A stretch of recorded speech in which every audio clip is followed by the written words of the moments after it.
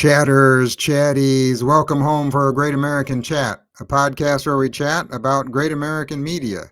I'm Chad Maurice, A Christmas Castle Proposal. Whew, man, how good was that movie? It was real good. That's a movie that we're chatting about today. Before we get into that, though, I need to talk about why I haven't been here for a few weeks and why I'm only on the third movie in the schedule. That's because I had to take on a second job in order to pay the bills. So I'm working 12-hour days and I haven't had time to work on the podcast, which really sucks because I really missed working on the podcast and doing this with all of you. So I haven't had time to do any podcasting. So I'm not sure how many movies I'm going to get through this year, which is a shame because this is the busy season for podcasting and all the made for TV movies that are happening right now. So hopefully I'll try to get through as many movies as I can. Like I said, I don't know how many I'm going to get through over the next few weeks because I'm going to be jammed up with work the next 3 weeks. So we will see. So that's why I haven't been here, but it's fun to be here again with all of you right now. So let's get into A Christmas Castle Proposal. This one stars Rhiannon and Mitchell Bourke. It's directed by Adrian Powers. It's written by Adrian and Kara Bradshaw. The synopsis says Olivia and Prince Alexander travel to his family's majestic palace in Torovia to spend Christmas with their two families. Despite busy schedules that push the couple in different directions, the couple seems poised to come together for a magical and unforgettable Christmas until clashing cultures within the families lead to comedic mishaps. So our movie starts off in New York City. Olivia is in her publisher's waiting room and she's writing a sequel to her first book, A Royal in Paradise. And she pauses on the sentence, "Will you marry me?" And she doesn't know what to write because she's not sure if she wants to marry the prince or not. She gets a call from her friend Katie, who married Winston, Princess Alexander's friend and employee in the first movie. Katie asks how the prince is, and Olivia says, "I don't know. I haven't seen him. He is super busy." The publisher shows her book cover, and Olivia freaks out. So in these first two scenes, it sets up that she is thinking about marriage with Prince Alexander, but she's not sure if she wants to marry him. She's not sure if she has a future with him or not. Meanwhile, Prince Alexander is in his limo. He and Olivia are texting each other back and forth. He gets a call from his mother, the Queen, and she is telling him about all his royal duties he needs to do, and he is freaking out from all the stress a royal life brings. Yeah, right. I'd like some of that stress. Being a royal, being chauffeured around in a limo. Give me some of that. He pulls out an engagement ring, and because he's thinking about proposing to Olivia. He meets Olivia for dinner. He asks her about how her book is coming along. She says, "I am struggling to find an ending. I need to figure out what I want." She starts stressing out about everything she needs to do, like finish her book and a book tour. She says, with all of your royal duties, we will never have time to see each other, or Katie or Winston. He says, "Relax. Soon we will be in Torovia, and you won't believe how relaxing and magical it will be at Christmas time." He pulls out the ring and tries to propose, but he is upstaged by a couple at a table nearby when that dude proposes to his girl. They arrive in Torovia. They meet up with the Queen and Ridley. And you remember them, we met them in the first movie. Ridley confessed his love to the Queen at the end of the first movie. So they are still together, and Ridley is still working for the Queen. Olivia is awestruck by the castle and the Christmas decor. Prince Alexander gives her a tour of the castle. He shows her his favorite room, the library. Then he shows her that he has a shelf with all of her books on it. He pulls out the ring and holds it behind his back and tries to pop the question again, but he is interrupted by Ridley. The Queen tells Olivia about the annual Christmas banquet that they host.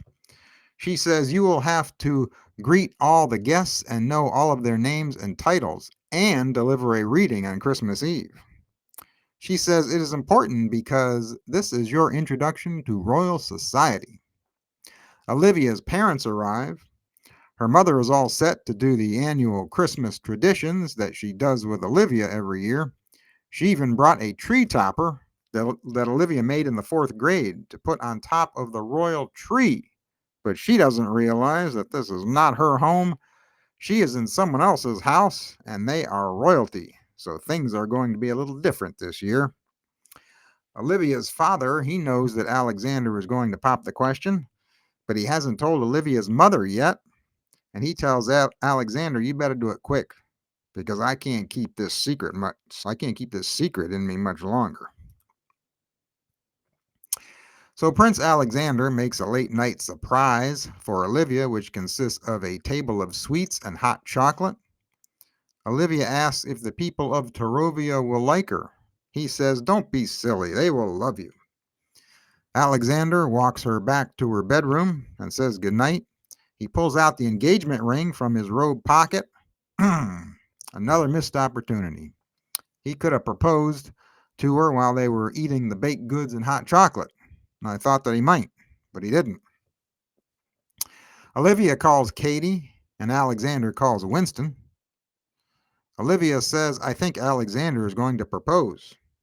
Alexander sends Winston a picture of the engagement ring. Ridley overhears Alexander's conversation with Winston, so he realizes that he is going to propose. Olivia and her parents make gingerbread houses and decorate cookies. Ridley shows Olivia the Royal Society tree and begins her crash course on memorizing everyone's names and titles. In the middle of all this, she gets a call from her publisher who says, where are you? Your online book announcement is beginning. Olivia's like, oops, I forgot all about that. So she logs onto her computer and takes questions from her publisher while people comment live in the chat. Her publisher asks if Prince Alexander has popped the question and if she is going to marry him. Olivia doesn't know what to say, so she says, I think we have a bad connection. And she pretends to freeze and then closes her laptop. This was the funniest scene in the movie. I thought that was hilarious when she did the whole freezing on Zoom pose. And she just stood there to make her publisher think that she was frozen. That was great. The Queen asks Alexander if Olivia is ready for royal life. He says, don't worry, mother. Olivia is ready. Alexander takes Olivia to a quaint, cozy Christmas spot for a dance. He tries to propose again, but they are interrupted by both of their cell phones. Olivia's mother is having a meltdown because the Christmas tree was decorated by the staff and she and Olivia didn't get to do it together. She upsets Olivia when she says to her, this castle and this royal family isn't the place for you. Ooh, that was harsh, Mom. Now it's time for the Christmas banquet and ball. Olivia gets upset when she overhears some guests saying how uncomfortable and out of place she looked coming down the grand staircase. They say it is ridiculous that Prince Alexander has taken up with a foreign writer. Alexander stands up before dinner and introduces Olivia to everyone and then tries to propose right in front of everyone. What are you doing? Got to do that in private, man. And before the prince can ask, she stops him and says, no, We are not ready for this, and runs out. Okay, then we get this cool shot. I had to grab a screenshot of this because this was really neat. Olivia's out standing outside the castle, kind of looking at the moon and kind of moping in her thoughts, and you can see the Christmas tree in the background. I thought that was a really nice picture there. The queen finds Olivia and gives her a pep talk. She tells her she is going to step down from the throne so Alexander can take over.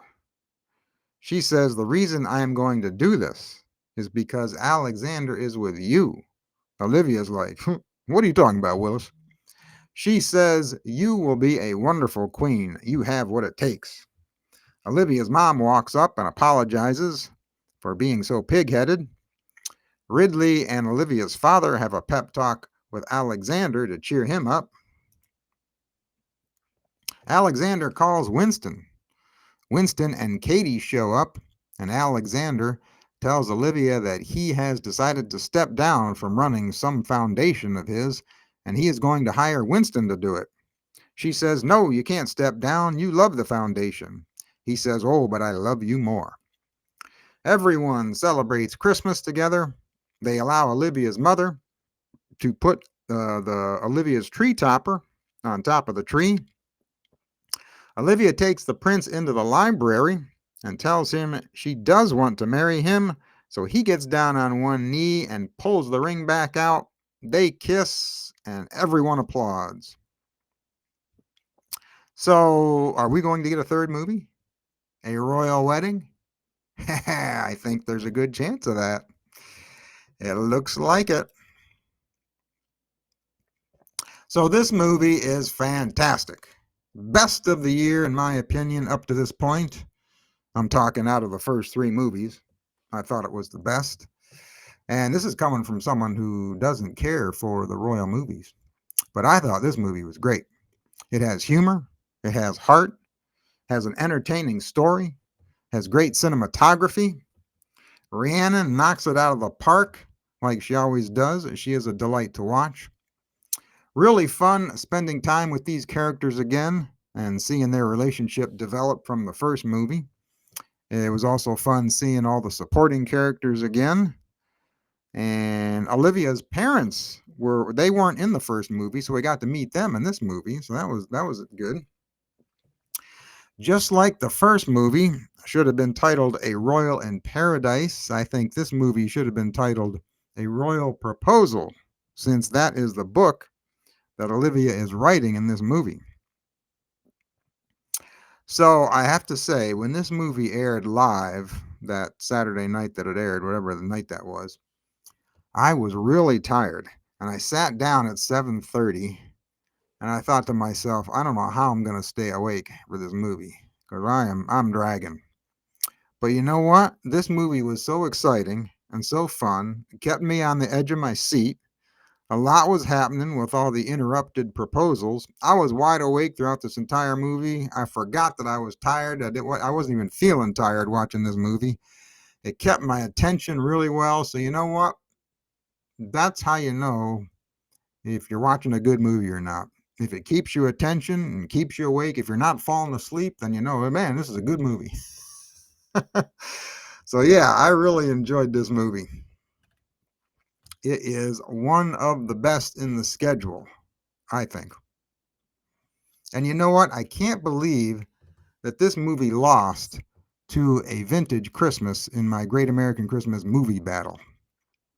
I thought for sure this movie would beat that one. I mean, A Vintage Christmas was nice because it had a nice Christmas message. I mean, this doesn't have any Christmas message. This is just about two people getting engaged. But their engagement, happens at Christmas time, and their parents kind of come over to Torovia to spend Christmas with her. So yeah, I can see where people like the Vintage Christmas better because of all the Santa letters and the Christmas message. But I thought this movie was more entertaining than A Vintage Christmas. So far, I think the best movies we've seen in the schedule, I think, are this one, Christmas Under the Northern Lights, and A Christmas Less Traveled. I think all three of those have been really good. The Christmas movie battle. So in that I'm doing on Instascam and Facebook and X, this movie has already been eliminated. I'm not sure how Christmas Under the Northern Lights and A Christmas Less Traveled will hold up because A Little Women's Christmas is going to premiere this weekend. So I'm not sure how those two movies are going to hold up against that, but we will see. You can get involved in my Great American Christmas movie battle and find me on social media on Instascam, X, and and Instascam, YouTube, and Facebook. I'm at Great American Chat, and on X, I'm at GA Chat Podcast. That's it for this movie. Coming up later this week on Wednesday, I'm going to be chatting with the writer of A Little Women's Christmas, Dion Sheehan. So that episode will be available on Wednesday morning, so check that out. And until next time, you keep the faith, keep smiling, keep your friends close, and keep your great American family closer.